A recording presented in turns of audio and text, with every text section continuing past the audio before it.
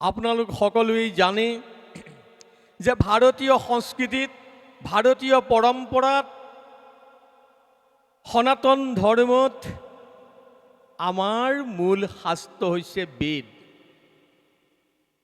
বেদ হৈছে চাৰিখন: ঋগ, যজু, সাম আৰু অথৰ্ব। বেদৰ মূল অংগ হৈছে বেদান্ত। বেদান্তত 1,00,000 সূক্ত আছে। ইয়াৰ ভাগ হৈছে দুটা, এটা পূৰ্ব মীমাংসা, এটা হৈছে উত্তৰ মীমাংসা। পূৰ্ব মীমাংসাত আছে 80,000 সূক্ত আৰু উত্তৰ মীমাংসাত আছে 20,000 সূক্ত।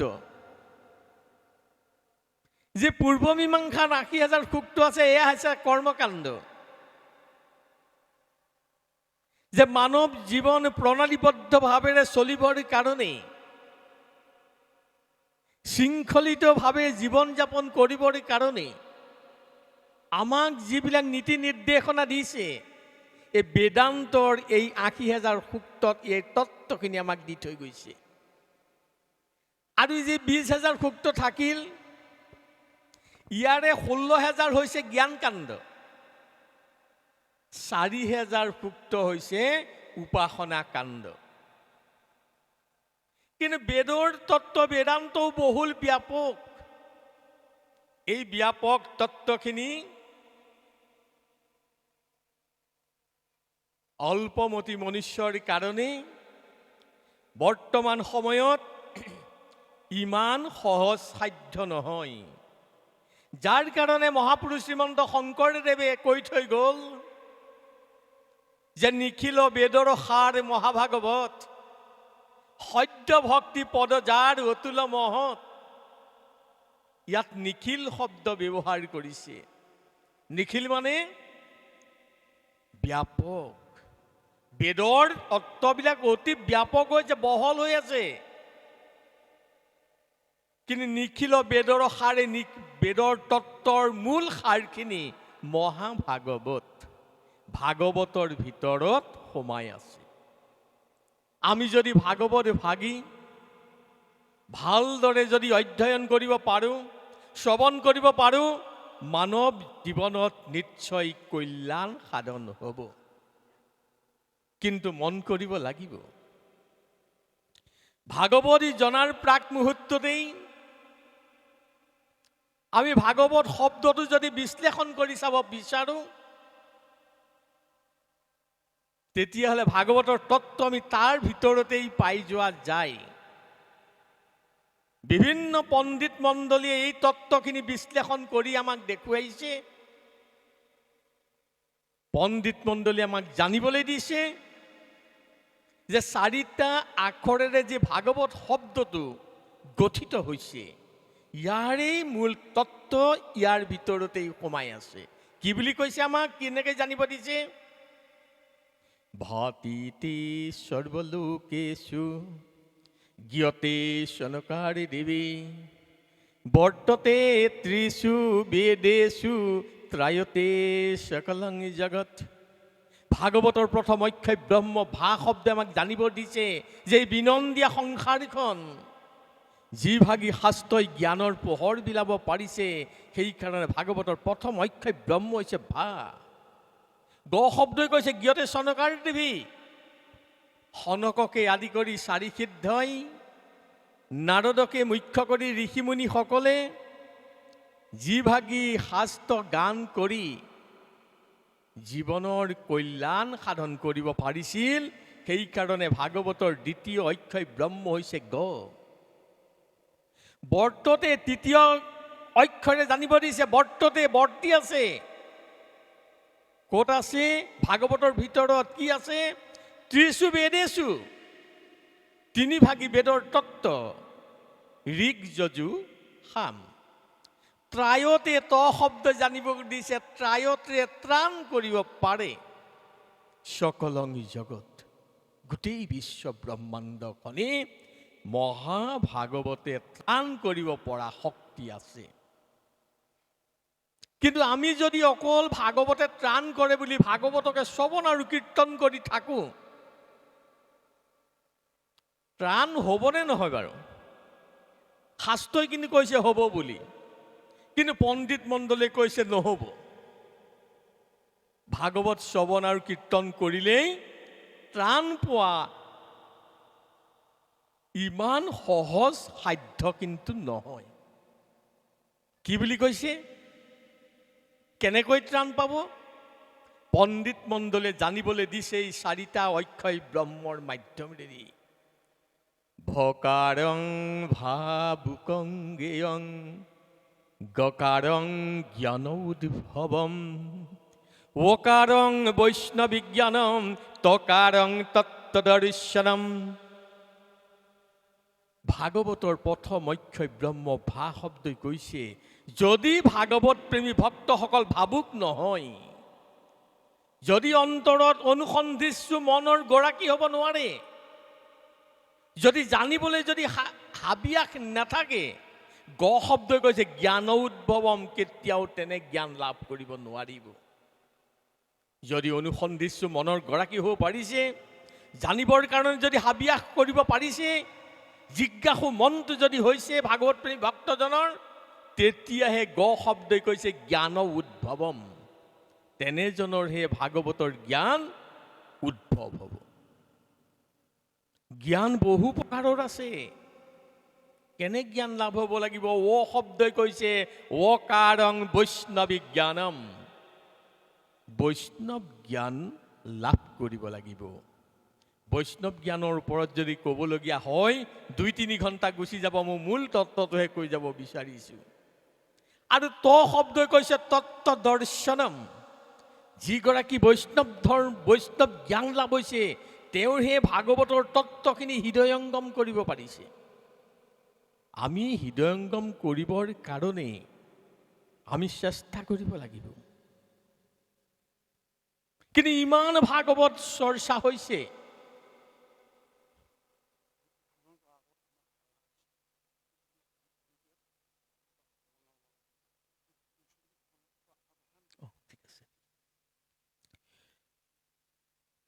জীৱনত কল্যাণ পাবৰ কাৰণে বৈষ্ণৱ জ্ঞান লাভ হ'বৰ কাৰণে কি কৰিব লাগিব? প্ৰথম অৱস্থাতে মানৱ জীৱনত সদাচাৰী জীৱন যাপন কৰিব লাগিব। যেতিয়ালৈকে আমি সদাচাৰী হ'ব নোৱাৰিম, তেতিয়ালৈকে কিন্তু ভাগৱতে ত্ৰাণ নকৰিব। চাৰি জীৱন কোনবিলাক? সত্য, শৌচ, দয়া, ক্ষমা, স্নান, দান, শ্ৰদ্ধাদি। যদি আমি সদাচাৰী জীৱনত প্ৰথম যদি সত্যক অন্বেষণ কৰিব নোৱাৰোঁ, তেতিয়াহ'লে ভাগৱতে কামত আহিব জানো? শৌচ, অন্তৰেন্দ্ৰিয় বহিৰেন্দ্ৰিয় যদি আমি চাফা নকৰোঁ, মন কেতিয়াও পবিত্ৰ হ'ব নোৱাৰে। এই হৈছে আচাৰ ধৰ্ম। দয়া,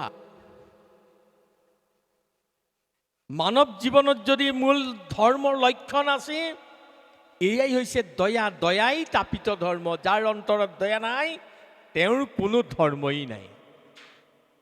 ক্ষমা, মানৱ জীৱনৰ ভূষণ হৈছে ক্ষমা। যদি ক্ষমাবান হ'ব নোৱাৰোঁ, জীৱনত কিবা কল্যাণ হ'ব জানো বাৰু?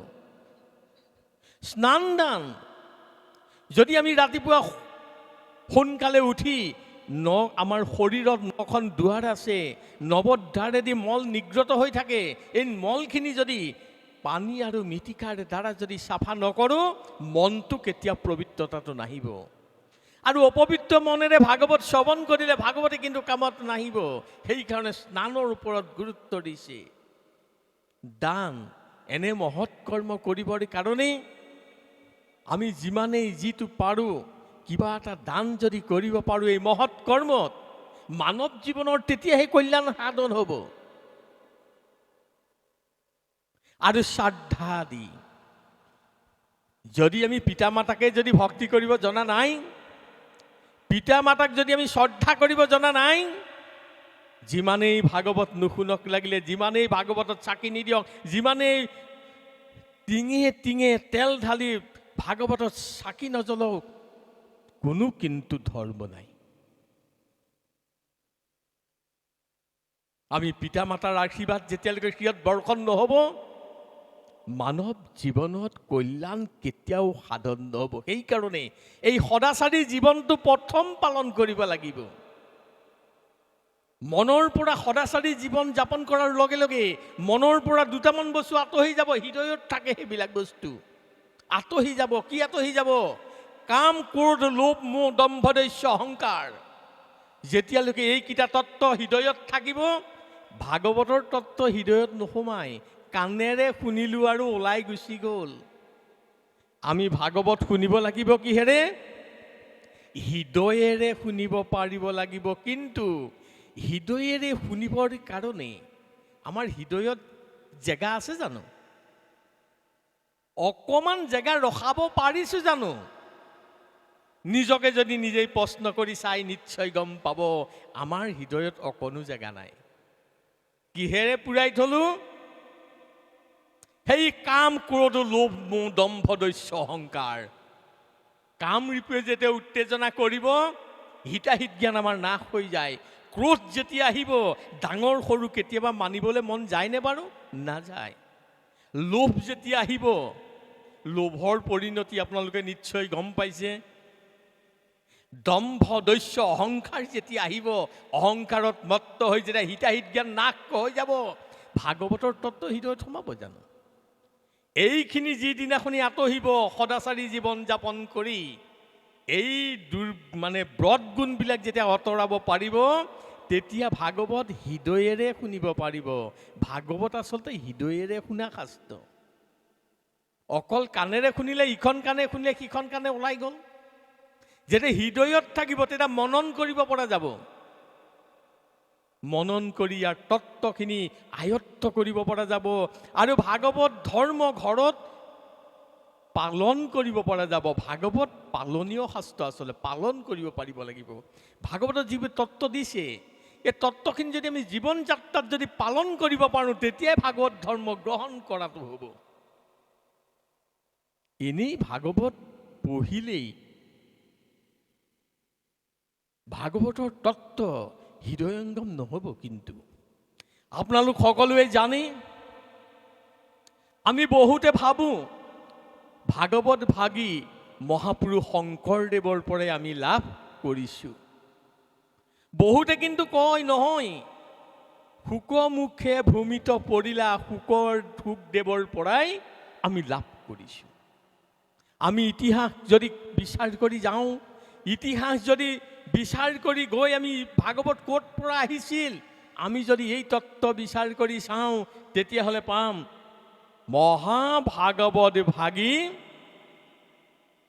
প্ৰথম বক্তা আছিল আদি নিৰঞ্জন প্ৰভু।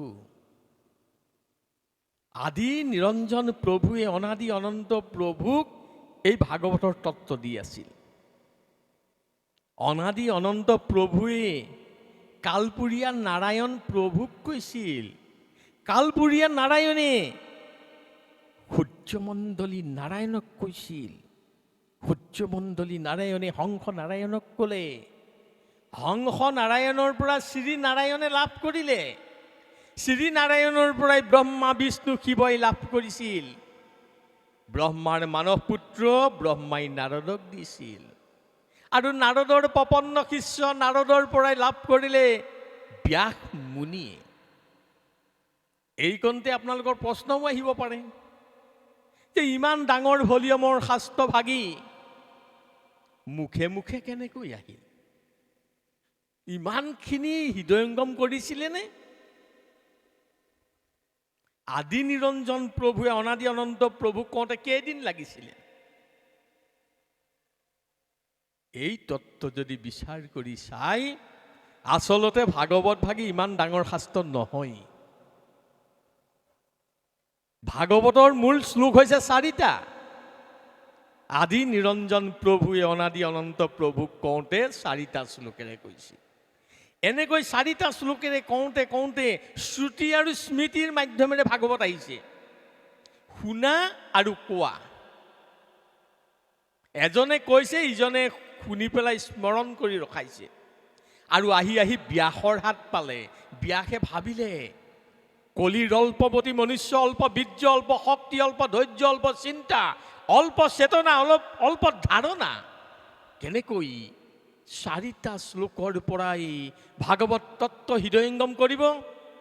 এই বুলি ভাবি ব্যাস মুনিয়ে 4টা শ্লোকৰ পৰাই 18,000 শ্লোক ৰচনা কৰিলে। 365টা অধ্যায়ৰে 12টা স্কন্ধৰে মহাভাগৱত ভাগী মৰ্ত্যৰ মানৱৰ কাৰণে সুন্দৰভাৱে আমাক দি থৈ গুচি গ'ল।